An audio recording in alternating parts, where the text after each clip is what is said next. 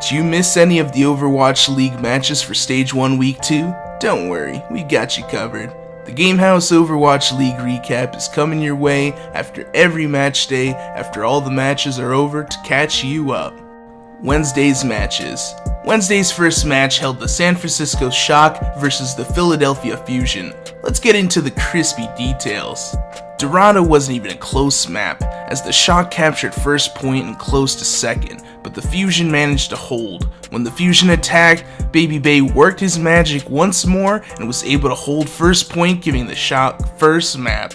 On Anubis, the Shock was able to capture the first point within the last minute due to Carpe giving them some serious trouble on Widowmaker. The Fusion was able to hold second point thanks to Shadowburn getting 2 Genji ultimates in what felt like less than a minute.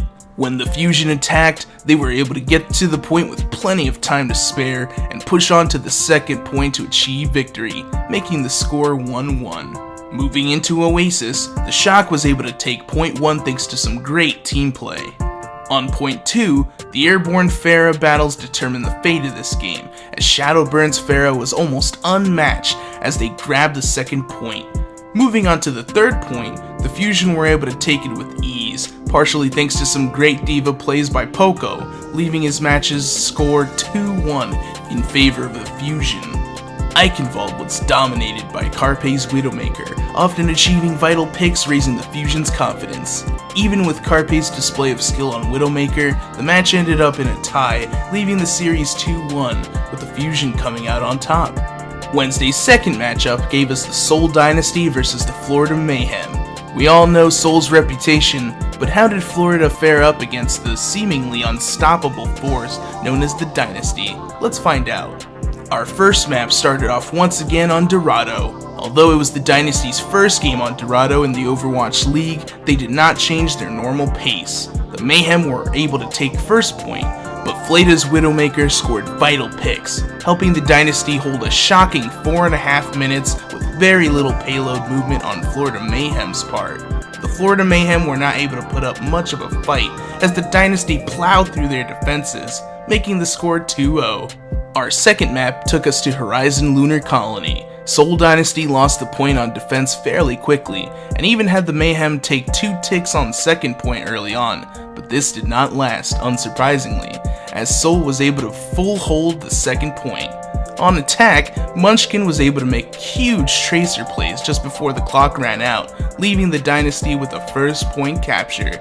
The Dynasty then pushed aggressively onto the second point, capturing successfully, giving them the second map. The third map had the Mayhem and Dynasty face off on Oasis.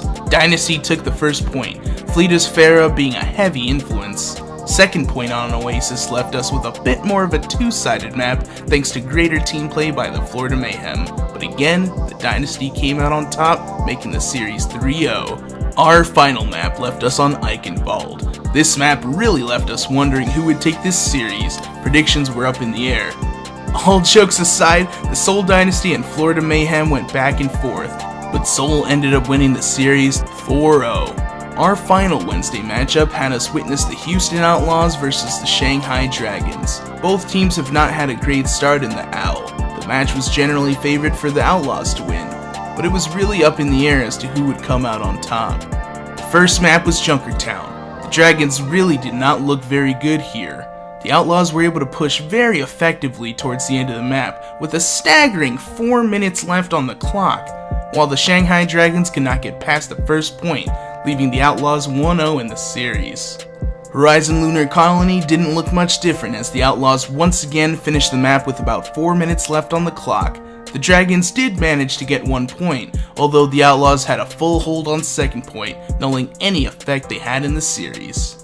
Our third map took place on Oasis. The Outlaws struggled a bit more here, but excellent teamwork allowed them to take the first point. The second point once again fell in the Outlaws' favor, although the Dragons did manage to get about 60% on the scoreboard. Our final map took us to Numbani. The Outlaws played phenomenally on this point, capturing with a blazing 5 minutes and 43 seconds left on the clock thanks to an early pick. The Dragons almost got to point 2 after capturing point 1, but the Outlaws held successfully, giving them a massive 4-0 in the series. Thank you for tuning into the Game House Overwatch League recap. Be sure to keep an eye out for the rest of the week's recaps on this channel, and take a look at our links down below. From our house to yours, we'll see you next time.